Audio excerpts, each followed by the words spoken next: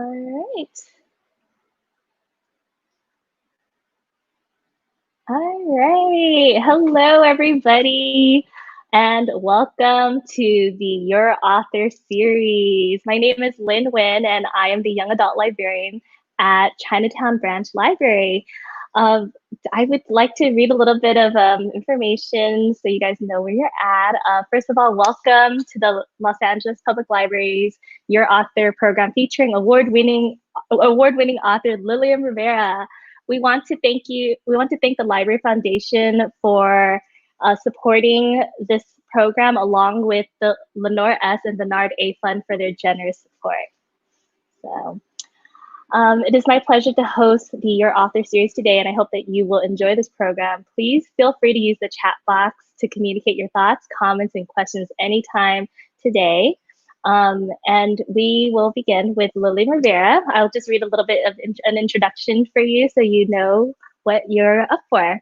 Lilliam Rivera is an award-winning writer and author of the young adult novels Dealing in Dreams, The Education of Margot Sanchez, and the middle grade novel Goldie, Vance, The Hotel Whodunit by Little Brown, and the forthcoming Never Look Back by Bloomsbury. Her work has appeared in the Washington Post, the New York Times, and Elle, to name a few. Lilliam lives here in Los Angeles. So Lilliam, welcome to our YouTube Live and Facebook Live channel with the Los Angeles Public Library. We wanted to start off our program by asking you a few questions. And to start off, if you can share a little bit of information about your life and history and about your book called Goldie, Vance, The Hotel Whodunit. Good. Oh, there we yes. go. Hello. Hi. Thank you so much for having me. It's always fun. I love doing events for Los Angeles Public Libraries. I love libraries. I grew up in a library for the most part when I was living in New York. And so libraries are very important places and important. I think we were just talking about it earlier. I was like, when can we go back to the library? Like, I need that space. Whenever I travel, I always look for the closest library, and I like to look in and see, and take a moment to just relax in a place. Those places are like sanctuaries. So it's always, it's always great for me to be able to do any kind of event with the library here with LA. So yes, I'm a children's book author. I've written young adult books. The Education of Margot Sanchez, which is a coming of age story set in the South Bronx, New York, which is where I'm from. And then the book after that was Dealing in Dreams, which was a near future book set in the Bronx, but you wouldn't know that unless you're from the Bronx, because I never say it's from the Bronx. But it's set in the future, and girl gangs rule the streets in the future, and normal stuff. And then my latest book, which came out in March, it's called, which I have right here, it's called Goldie, Vance, The Hotel Whodunit.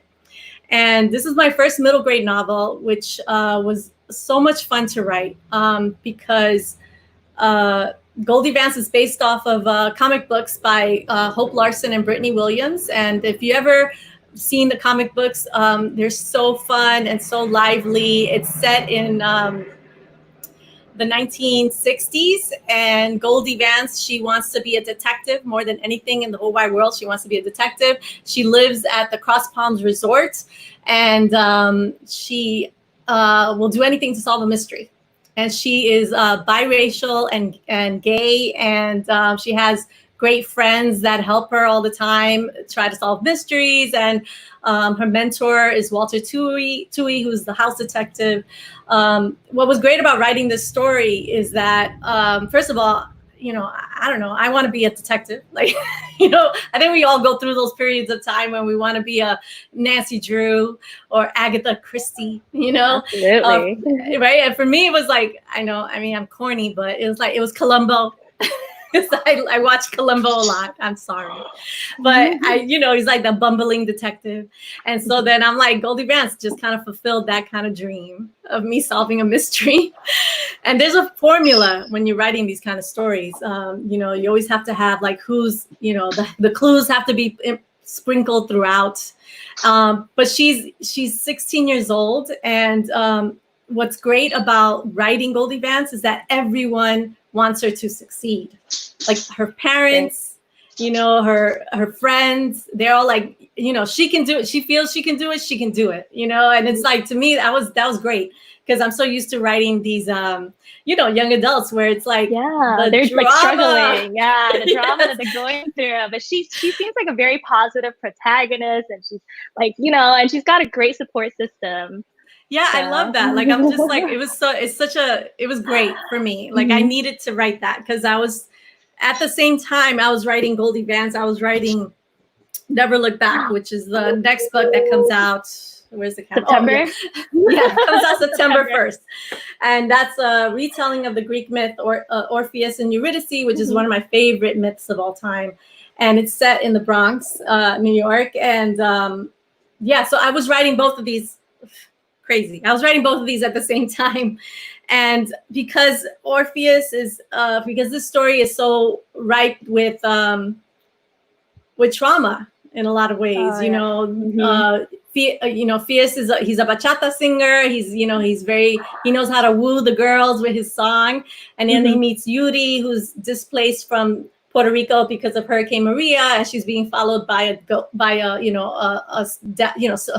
evil spirit. Wow. And so it's a lot of trauma, you know, that we're dealing with. And then you have Goldie. Yeah. And Goldie's just like, you know, she's going to solve the mystery. And I needed that. I needed the two to balance like a break. I did. I was like, oh, let me just fall into this 1960s fun kind of story while I'm writing this other story that really kind of fills me with anxiety, probably. This one I didn't have no anxiety. That's great. That's great. No anxiety. And the cool thing about Goldie, which is fun, you know, it's for younger readers, obviously, but I love that they did this, was that they created these comic book inserts, and it follows the action of the story. It's of the novel. It was so much fun. Elle Power is the illustrator of this, and she did the cover as well. And it's just really cute. Beautiful. I'm like, come on, it's just fun to like be able to like write about it. Should I read a little snippet? Yes, please do. We'd love to hear about it. This is, let's see, I'll just read just a little bit of what Goldie says. It's all, you know, obviously Goldie's the one who's, you know, narrating this story. And this is her talking. My official job at the Cross Palms Resort is valet, meaning I get to park the cars. But what I really want to do more than anything in the whole wide world is to be the hotel's house detective. I'm already working as assistant to the current house detective, Walter Tui. I mean, technically, he's not supposed to have an assistant, but there's no way he can handle this whole resort on his own. Not when there are always kids running off and getting lost, jewelry going missing, and cars being vandalized. There was also that one time the entire cast of some variety show was sabotaged by a jealous singer. Too bad the singer left her nefarious to-do list written behind some sheet music I found thrown in the trash. Nothing gets past me. Anyway, all of this is to say that I'm proving I have what it takes to be a stellar detective. I'm just due for a promotion soon. I'm sure of it. While I wait for that to happen, I negotiate elbow room with Clementine the poodle, who has decided to join me in the back seat. What do you think, Clementine? Do you know where the ring is, I ask? Clementine answers with a sloppy lick on my face. I leap from the back seat, my fingers clutching the brilliant ring. A half swamp thing, half man with sandy blonde hairs, talking to an older woman with severe bangs, looking over my way for a second, but they return to their intense conversation, totally unfazed. Miss Dupart is elated. Miss Dupart hands me $1, and I tuck the crisp new bill inside the pocket of my scratchy uniform. This time, Clementine's bark is one of approval. The Cross Palms Resort is a sprawling estate with three pools. There are cabanas, cabana boys, a lounge with a piano, a cigar room, an extravagant ballroom for weddings and fancy parties. Guests can learn how to cha-cha-cha or be left alone to stroll on the beach looking for seashells. We have honest-to-goodness pink flamingos roaming around. Anyone who is anyone ends up staying at the Cross Palms Resort. Starlets, families, and mambo singers straight from Cuba. You name it, I've seen it all. She's very cute. Wow. Really, I really just cute. The fun thing about writing about this stuff, it was all like 1960s stuff. So I got to listen to all this kind of music, like doo-wop music and, all the girl groups. I was going to ask, like, what kind of research did you have to, look or do in order to get this into this character and get to get into her mind? Because and obviously, those that don't know, this is also based on a comic book series written before by who was it? Brittany Hope Larson and Brittany Williams. Yeah, I mean, so. it was, obviously I read all the comics because I needed to make sure that I was aware of that world. And then I just started, I've been to Florida. It's set in Florida, even though it's a fictional town in Florida. And then I looked at the old hotels there, the really kind of Art Deco kind of hotels that are still around, and was able to check those out and just kind of, look at old movies, 1950s, 1960s movies and music, and just really kind of pay attention to how people talk around not using the slang words that young kids would use, but using words from that back then. So it was a lot of research in that. It was fun though. It was a fun time to read it. How did you read a lot of mystery books as a child before you started writing? Because this is your first mystery book, right? Yes, my first mystery book, my first middle grade. I wasn't like hardcore. I read a couple, like, the Nancy Drew kind of stuff, but I wasn't like hardcore mystery lover. But I would read everything. I would read horror and science fiction and all those kind of stuff. But it was still fun. But I needed to read. Like I read through a couple of the Nancy Drew stuff, and just to like look to see, because it is kind of like a formula. If you look at it, it's a formula. You need to know who does it at the end. Sort of set it all up. What kind of elements or mystery elements do you feel is important to put into mystery books or into specifically Goldie Vance?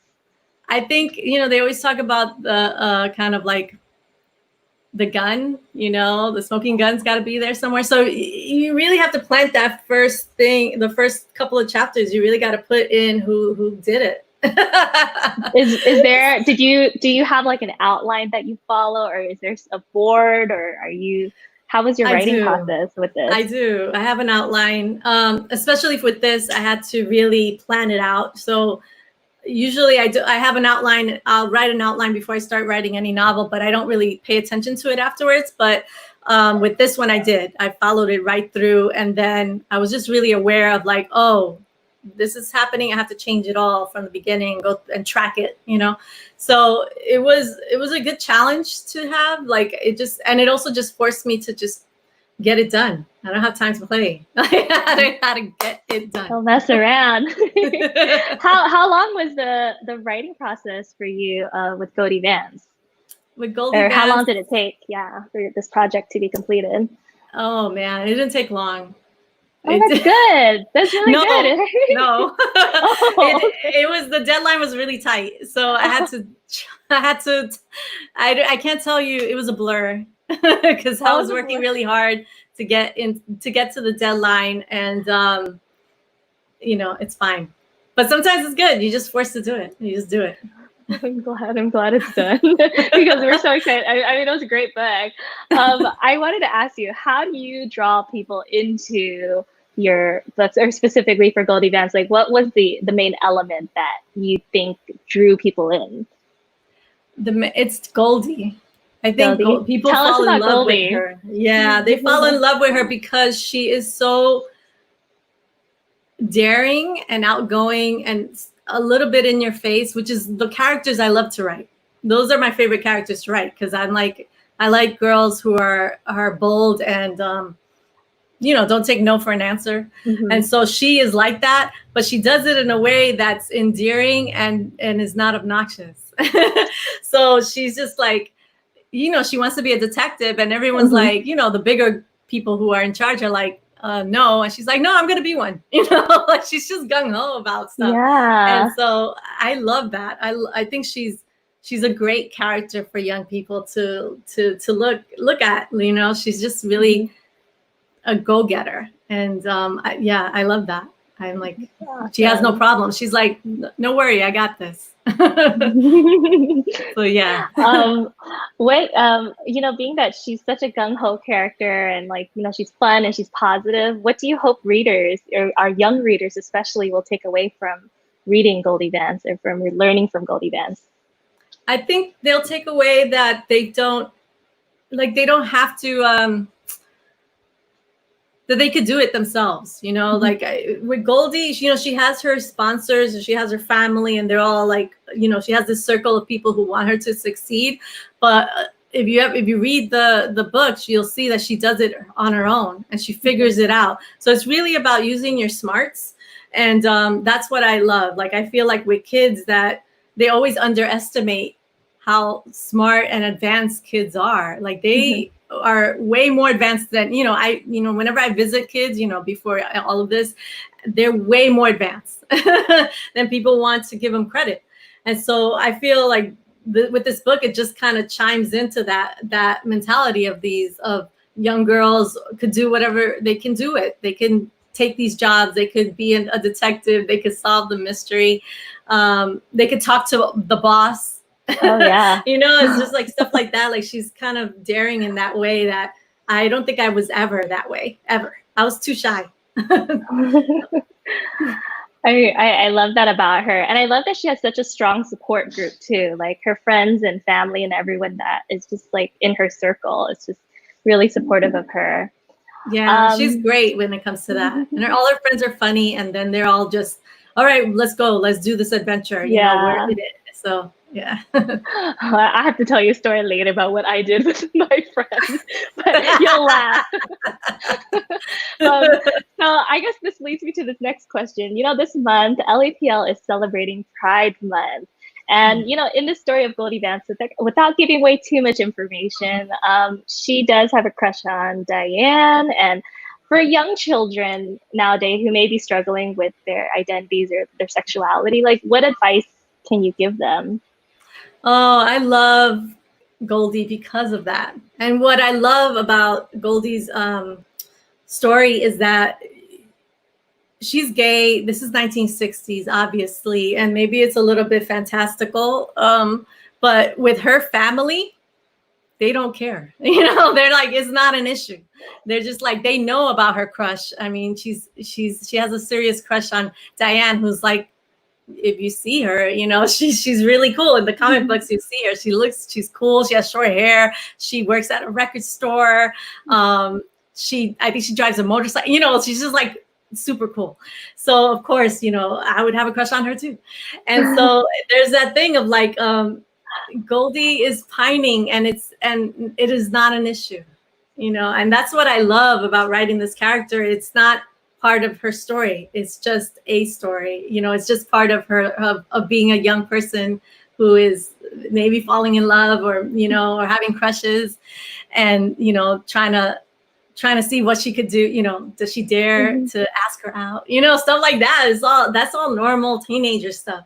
And so I love that about Goldie. It is refreshing, to have that character. And I'm sure when Hope Larson and Brittany Williams were writing this back then, it was a big deal, to have that character, to create that character. So it's fun for me to like continue giving her a voice, in this series. So. I love that.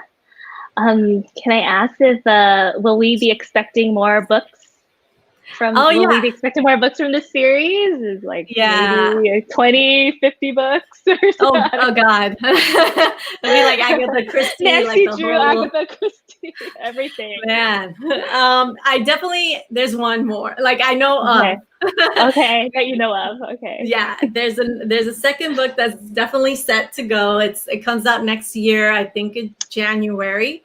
I have to not finish rewriting it or whatever. I think I just got notes for it, but it's definitely coming through. It's really fun. Again, it's Goldie and the adventure will be in the hotel itself. And I'll say that it's, a magic convention is happening. So all these magicians are showing up at the hotel and that's the setting. So yeah. Magic. Okay. We love magic, especially up here in LA. Totally. Okay, awesome, awesome. Well, I guess let me try and kind of bridge out a little bit. I noticed with your writing, you write a lot of books about strong female characters, and like in your other books, like The Education of Margot Sanchez and Dealing in Dreams. We're talking like girls that grew up in the Bronx, girls that grew up in the hood. Yeah. Um, do you think, I mean, I know with Goldie Vance, being that her character was already set in place, Mhm. when you're writing about her, did you feel that there was any like correlation or crossroads between what you usually write and then all of a sudden this, fun, positive protagonist and I stuff? mean, for Was there a me, struggle in your brain where you're like, no, it oh was my a God, I can't struggle. do this? It was a struggle because my Goldie Vance version, she would have been like, I don't know. I mean, she still would probably in the future. She'll be joining the protests. I mean, like it's Yeah, for just sure. like I'm. That's not to say that that's not possible for Goldie Vance. I mean, I could totally set that up in a mystery, but but for me, yeah, it was. I always had to like rein in all the things that I would normally would put in a Hmm. young adult book. It was just very different. It was great. It was a great exercise for me to be able to write for a younger audience. It's Hmm. just good. It's good for me to just challenge myself to continuously try to write different types of books, different genres, Hmm. different age groups. So but yeah, when it comes to my young adult books, I'm usually doing other things, digging other themes in there. Hmm. A little bit. Did you feel there were a lot of like, what were some of the challenges where while you're writing Goldie Vance, you're like, oh, I can't have any cuss words, or I can't Oh talk about this. yeah, Like, no. what were some of your challenges where you felt like, oh, I really need to step back and put this in the Yeah, YA area? it would definitely be. I mean, she's sassy, but she's Hmm. not mean. Oh And yeah. and some of my characters in YA can be both, Hmm. or they're quick when it comes to insults. Oh And yeah. I'm trying not to write that many curses. I feel like I don't really. I don't know. I'm trying not to do that unless the Hmm. character that I'm writing about curses all the time. But I'm actually trying not to write in that way. But Hmm. Goldie doesn't speak Spanish, Hmm. and that's usually something that I put in my books. Or yeah, it's just funny. It was funny for me to, in a weird way, to sanitize it. Um, when I'm usually not doing that when it comes to my YA work. Hmm. I try not to. I try to do paint, write the ugly truth if that's possible. Yeah, for sure. I guess I would like to ask you, I've been itching to ask you about your life in the Bronx. Mhm. Because from reading your book, The Education of Margot Sanchez, are there a lot of similarities from the world of Margot Mm. Sanchez and your life? Can you tell us more about, where you grew up and your family life and Sure. history? Yeah. There's no similarities. I mean, not really. But I grew up in the South Bronx. I grew up in the housing projects, and it's a family of five. I'm Puerto Rican, and we didn't have much. But we had the library, which is what I said. My mom was sweet enough to like walk the 10 blocks to the library. And that's really where I learned to love reading and writing. And writing was really my way of coping with everything because I was like an extremely shy person. And growing up in a big family, other bigger personalities take over, and I was not a big personality.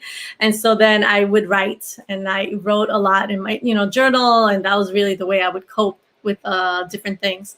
And I was just an extremely shy person, like really shy. And so then yeah, so The Education of Margot Sanchez was interesting because she is a privileged kind of young girl who's forced to work at her father's supermarket in the Bronx, and she doesn't want to be there. She wants to hang out with her fancy friends, and I did not grow up that way at all. And so, but my brother, one of my brothers ended up getting a scholarship to go to attend a private school in Connecticut. And I remember him growing up and how that really was hard for him. And so that always stuck in my mind. So I thought of that when I was writing Margot, what that would look like for a young Latina to kind of be the last brown hope for her family, sort of like all that kind of responsibility being placed on a young person, and how she would like kind of deny some of the things that make her beautiful, straighten out her hair or talk a different way or deny what she likes and stuff like that. And so, I just was thinking about that kind of stuff that maybe my brother had to deal with.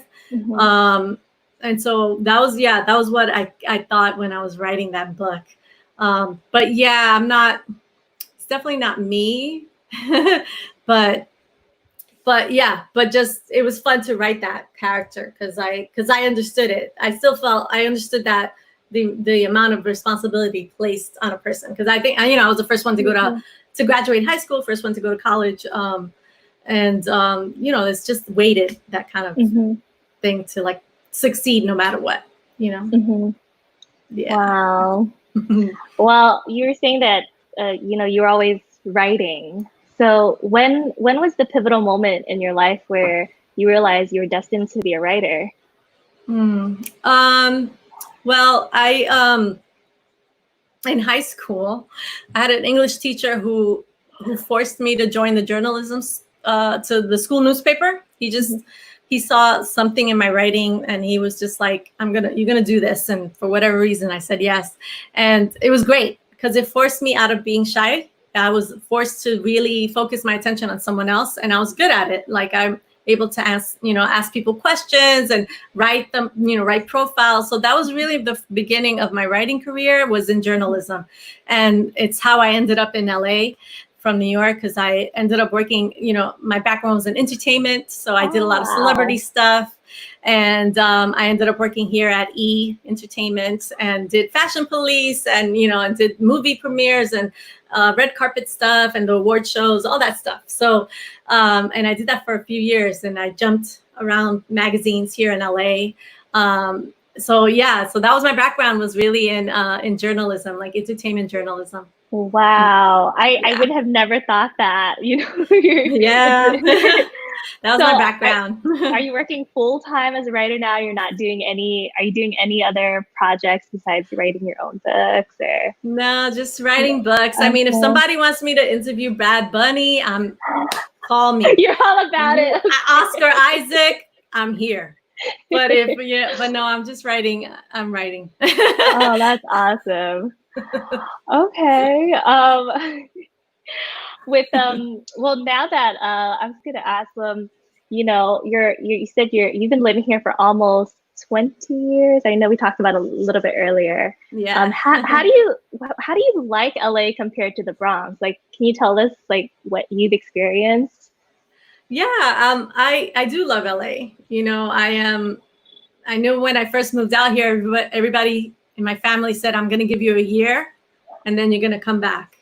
And then it's been like 20 years and we're still here. I love it. I love being near the water. I could go to the water. There's mountains. I see the mountains. It's a different lifestyle, but I need to go to New York. So before the pandemic, obviously I would go to New York once a month to visit my family. My parents are still there, and my brother and sister. So I would spend almost once a month. I would go there for a week. And so it's been tricky, this pandemic, because I'm so used to doing that. So I get my fill of New York and then I could come back. Yeah. So I do love it. It's a different lifestyle, but I'm lucky in the sense that I can still go back and forth a lot. Just a rant. Do you have any favorite restaurants that you like eating out here in LA? Oh, in LA? Oh man. I will say this: there's only one Puerto Rican restaurant in LA, and it's over the hill. It's in Lancashire Boulevard, I guess that's the Valley. I don't. And and I'm like, it's a small little space, and because I was desperate, I went for Father's Day, and I ordered like so much food, and it was so good. That's good. It's called Mofongos. It's a Oh, great okay. restaurant. It's small, and it's Puerto Rican owned, and it's the only one that I will travel far for. What's a Puerto Rican dish that we should all try? Oh God. Pasteles is made out of, it's a very Christmas kind of traditional thing, but it's made out of Mhm. bananas, and there's meat inside, and it's kind of, it's so good. It's so Feel like good. I Like I should can't make go. it. I'm just like, it's delicious. Can't wait to try it. Oh my goodness. Okay, well, going back on this, what were some of your favorite books reading as a child? I grew up reading. I went through like a S.E. Hinton kind of phase, so I Oh. read The Outsiders and Rumblefish, and then the other book that I grew up reading, which I read almost every year, is Frankenstein. It's one of my favorite books. I mean, it's a lot of it is boring, some of it, but I love the creature. I love the creature. Yeah, it's like, to me, he embodies the first teenager. He just wants his father's attention, Mhm. so he'll do whatever he can to do that. So I love reading that book like every year. So those are the two books that I like to read. I read The Outsiders and Frankenstein, and and then I've read a lot of Matt de la Peñas, Meg Medina. Mm. Those are my two favorite authors. Who, when I was decided to be an author, is I looked out for their books and made sure that I was learning from them, which I still do. I'm still learning from them. Do you have to take like do you take any special courses on learning how to be an author or classes Mm. or No, I anything like that? mean, Or I it's all didn't. you're just naturally a I'm great just really writer? good. No.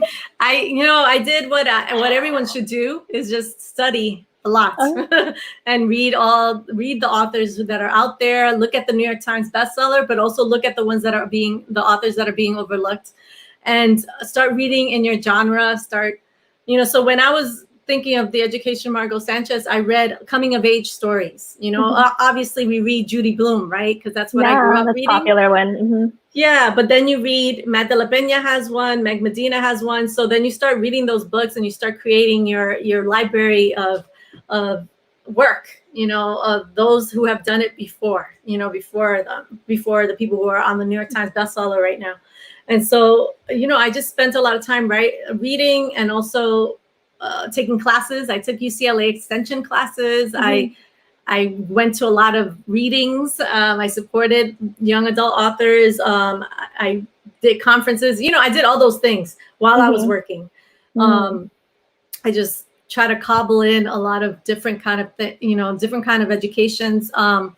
Applied to fellowships. I Wow. received a Penn America Emerging Voices Fellowship.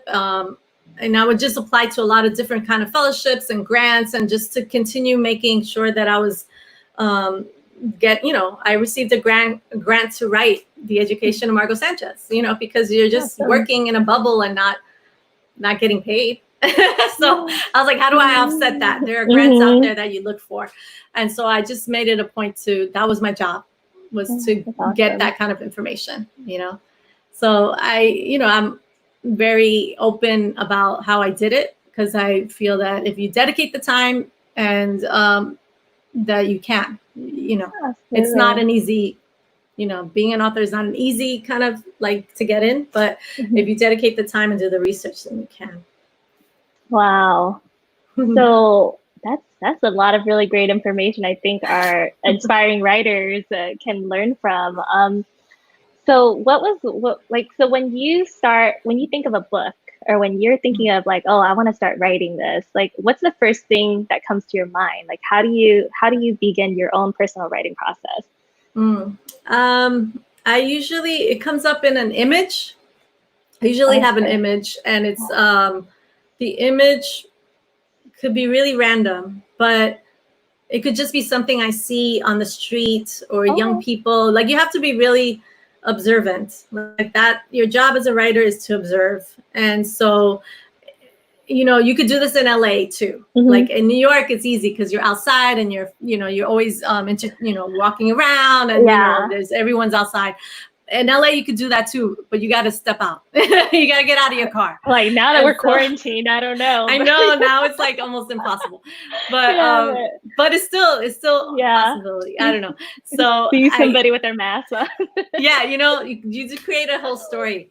So that's what I try to do, is I try to pay attention to young people, not to be a creep, but just like to be aware of how people interact, and so usually it comes in my mind like an image of some sort, and then from there, that's where the story begins. I start asking questions about that character, and what does the character want, and what does she desire, or who is she afraid of, and all these questions, and then the story starts to form.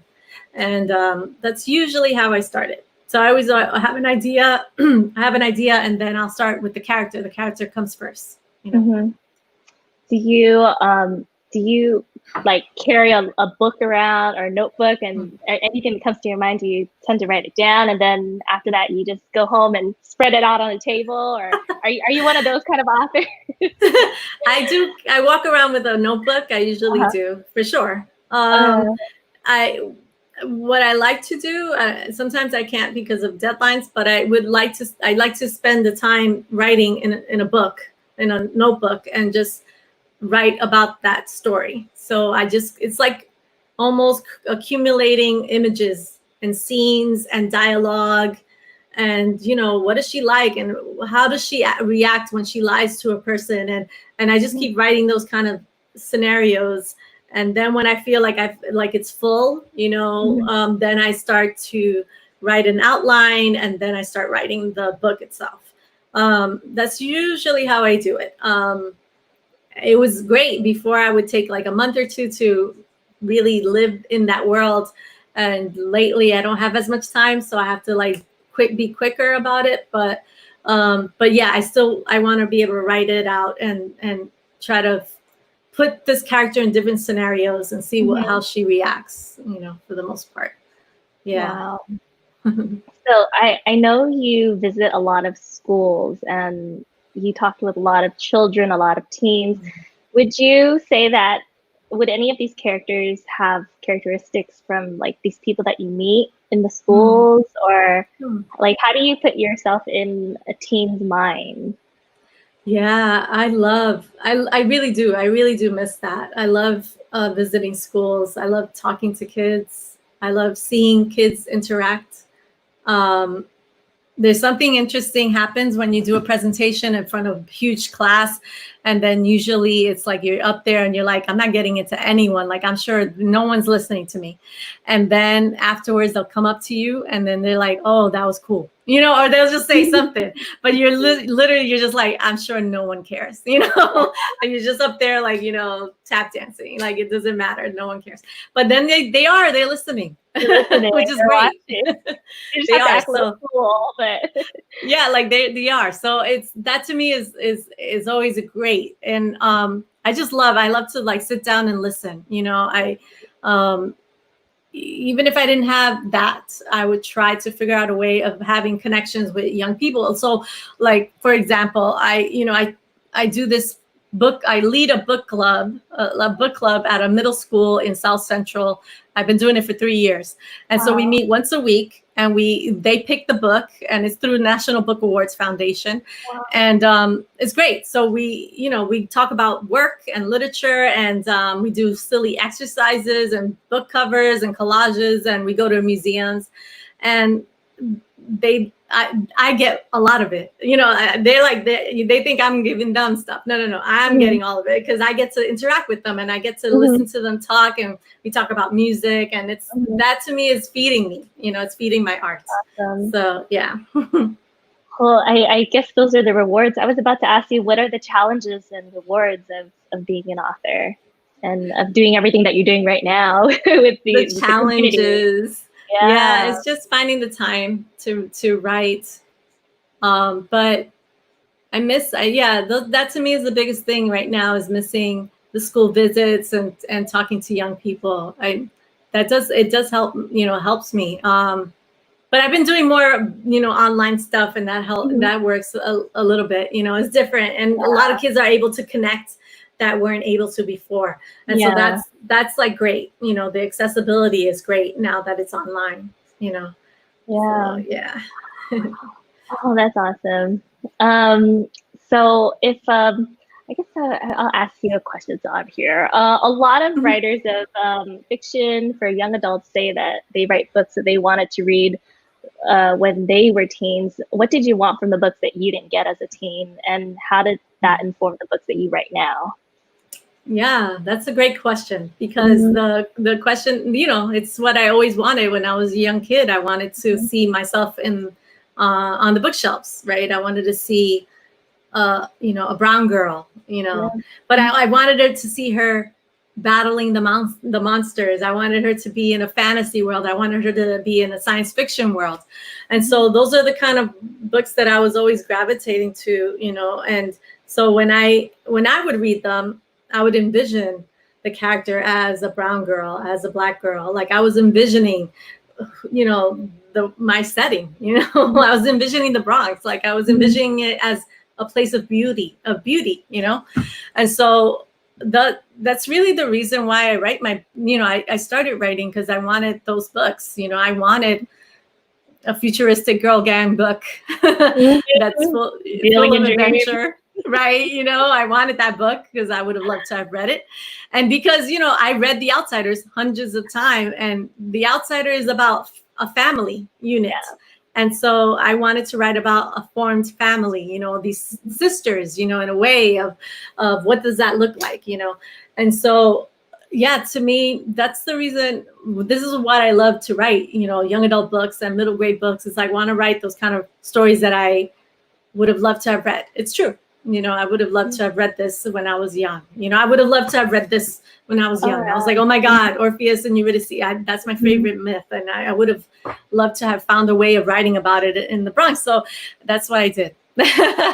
So I hope people would like it too. We can't wait till it comes out in September. So I think it's really cool to kind of do a twist, like twist on stories that were told before that maybe kids may not find, like Shakespeare. They're like, whatever, Shakespeare. But then now you're putting it in terms of like their context, their language that can really pull Yeah. them in. So and I mean, characters that if they you can don't, fall in love with.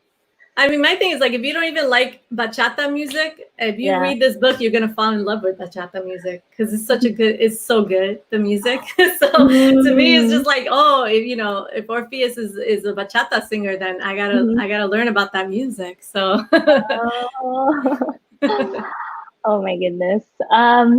Let's take a look. How much time? Oh, we're already out of time. Okay, that's okay. oh. Whatever. I wanted to ask, now that this quarantine is here and we've been stuck at home, safe at home for the last 4 months, like how has that affected your writing?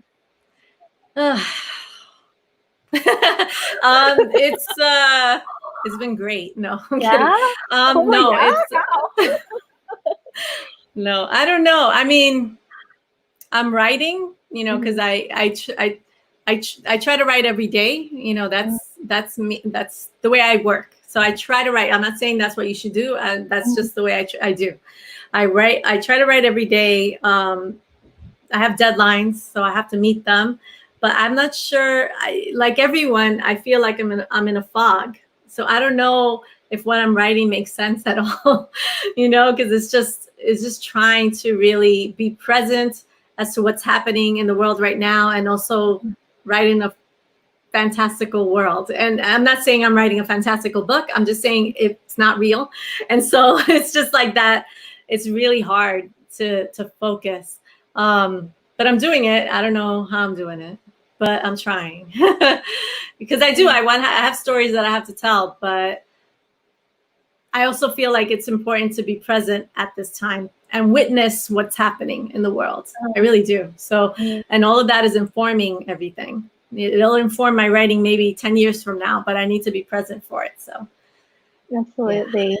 Do you feel like this quarantine and also with the way the political climate is right now and with the Black Lives Matter movement, like, do you think that has or is going to influence somewhat in your writing for the future? Maybe. I mean, the thing is, like, I've written the stuff that I write is always kind of tied to either, I don't know, it could be like, for example, Never Look Back, is really about generational trauma. And it's really about how even the buildings that are built in New York hold such long bloody history that's not told in our history books. And this is something that we are talking about now, in the Black Lives Matter movement is, this history that is overlooked and no one talks about and we're not taught. And so then I'm always incorporating those kind of things through the eyes of for the most part, Latino.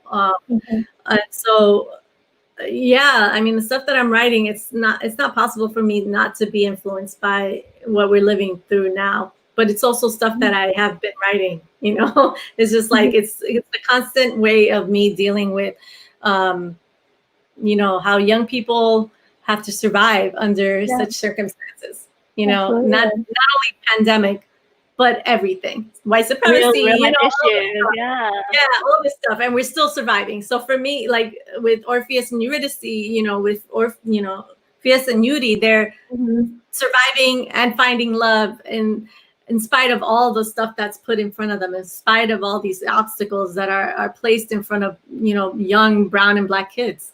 So I needed to find love and hope. And that's what I hope I write about, because I needed that. More than anything I needed to write was about love and hope. I feel like when you have that passion to want to do something, it really shines through in your writing, and people will grasp onto that. And especially like, teens when they read those books, because you're like telling their story. And I hope so. What's some advice, or what are some things that you hope that the teens will take away from reading? Like, let's say your new book that's coming up, Never Look Back. What kind of advice? I mean, I guess the only advice is just, it's to believe. It's like, this really is a story about believing and to be a believer and non-believer. And Yuri is a girl who is being followed by an angry spirit, and no one believes her.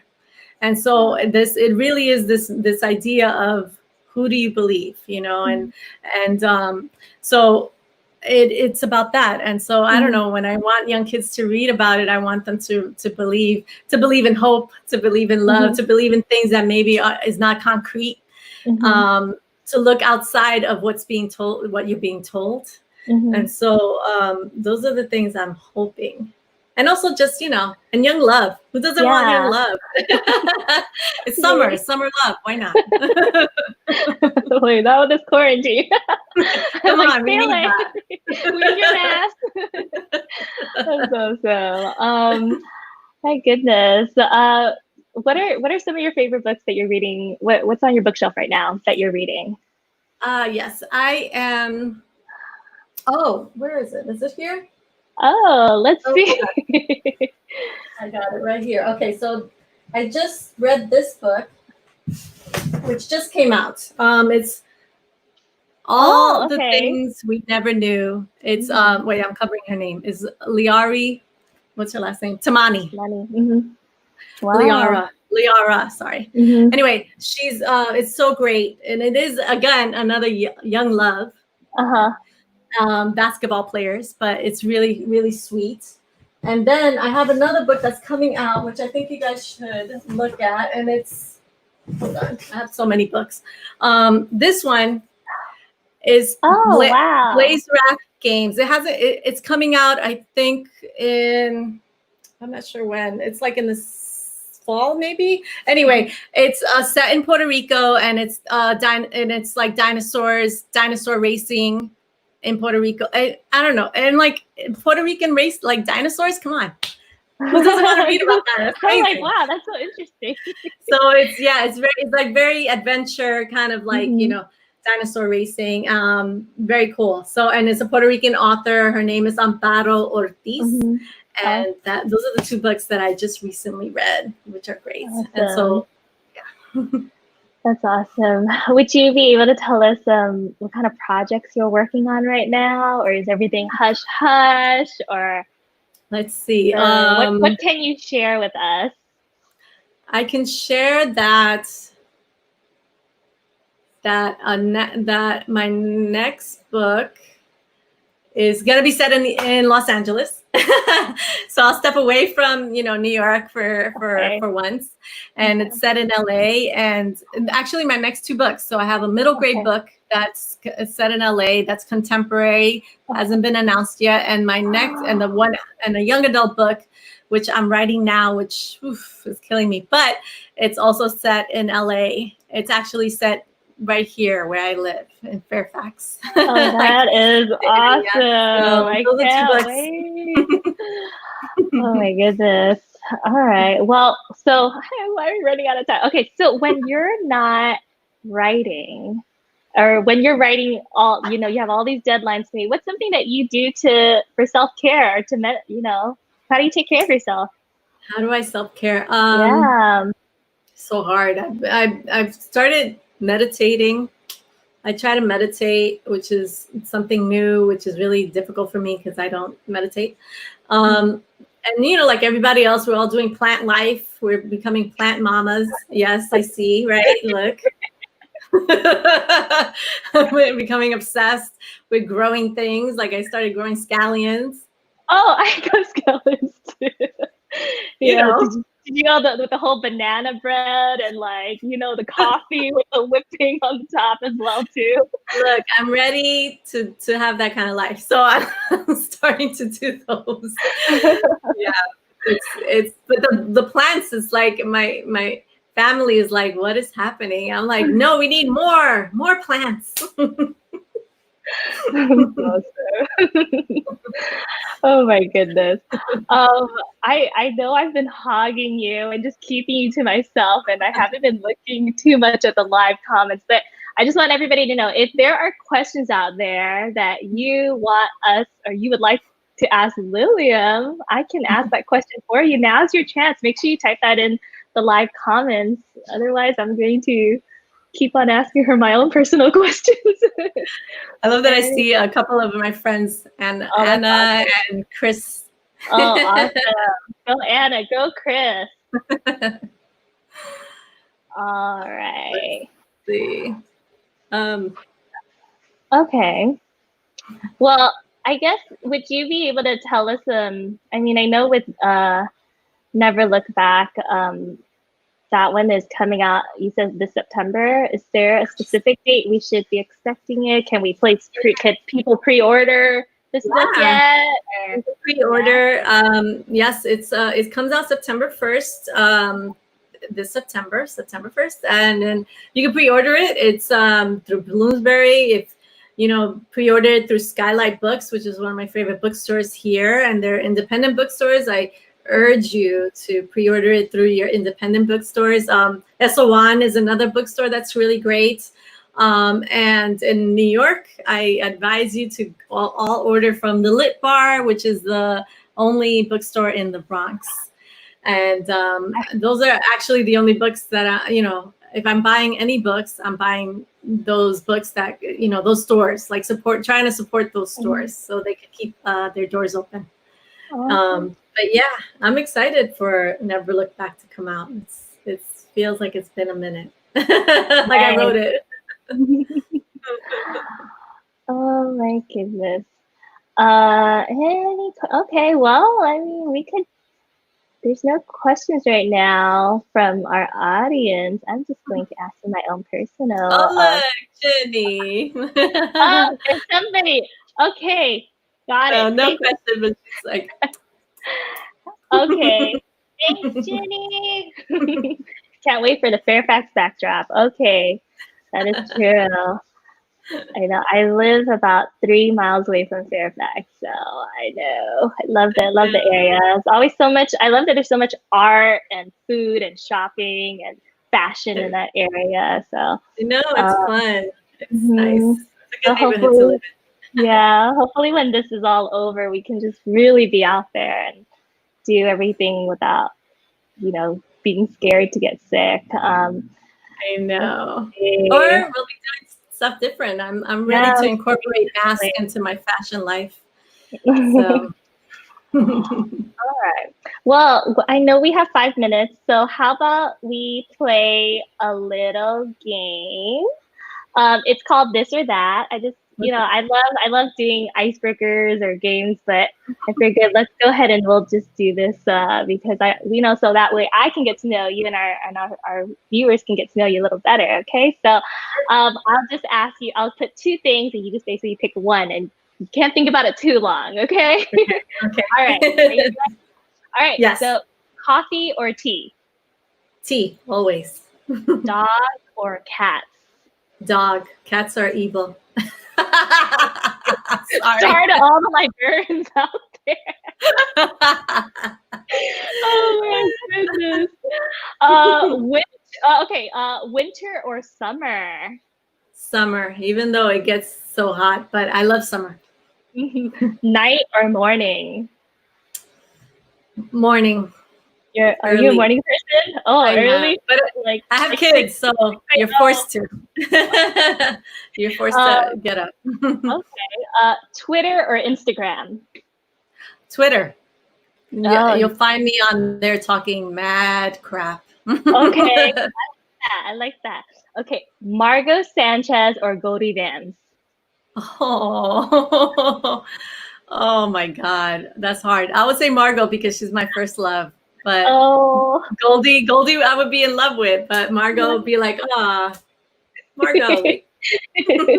Yeah. Oh my goodness. Okay. The Bronx or Los Angeles? The Bronx. Always. Oh goodness. Okay. Libraries or museums? Oh, libraries. Libraries are home. Of course. Museums aren't supposed to be there. Libraries are. Middle grade books or YA? Oof. I have love for middle grade, but YA is my spot. Okay, it really is. Last one, bachata music or rap music? Ooh. Or hip hop? Mm-hmm.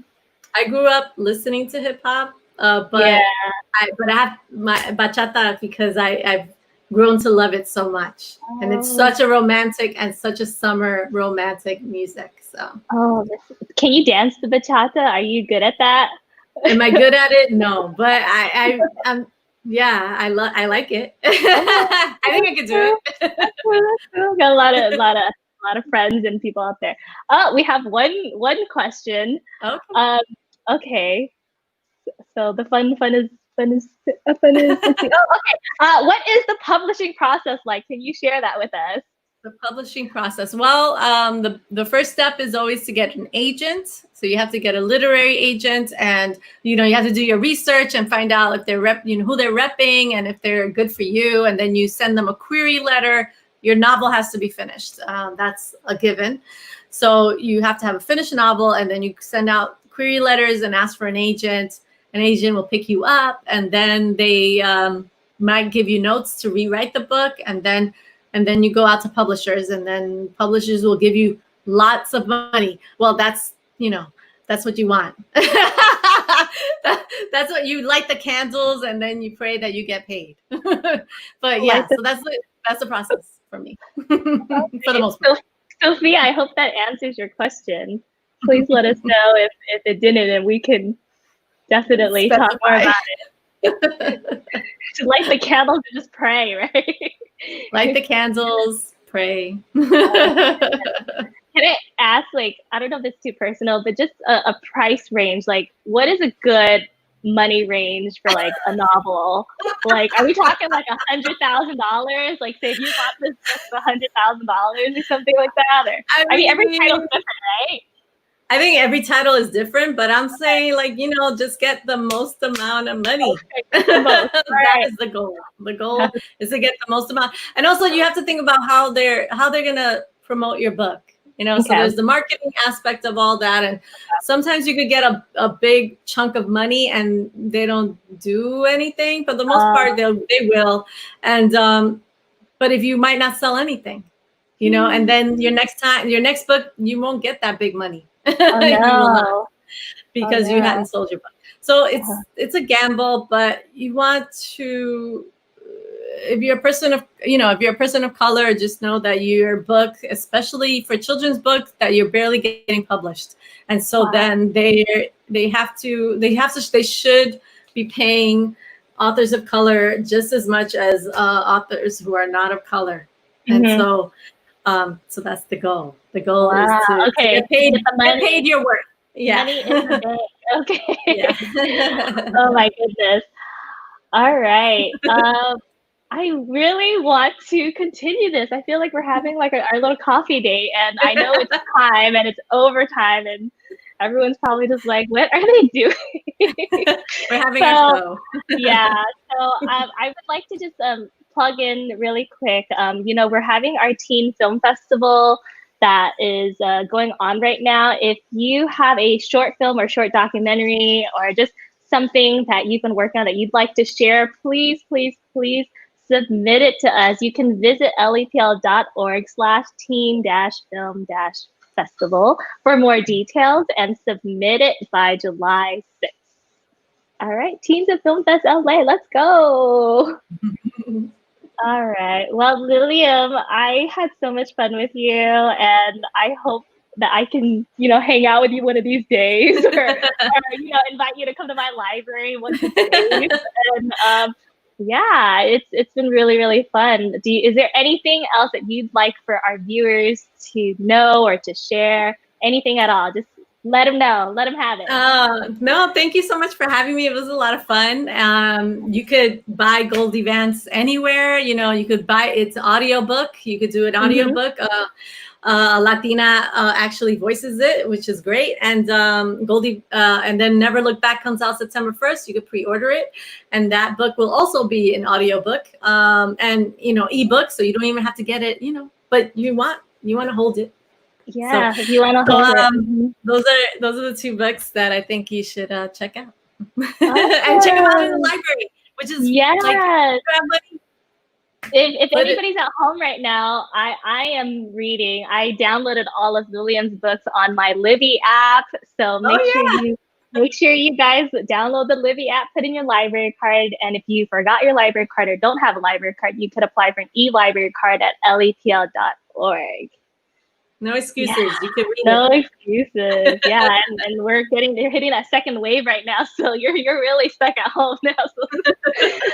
All right, everybody. It was so much fun. So I'm gonna say goodbye to our viewers. Have an amazing weekend. Thank you, everybody. Thank you, Lilliam, for being with us Thank you so today. much. Thank you for having me. Bye, guys. Bye.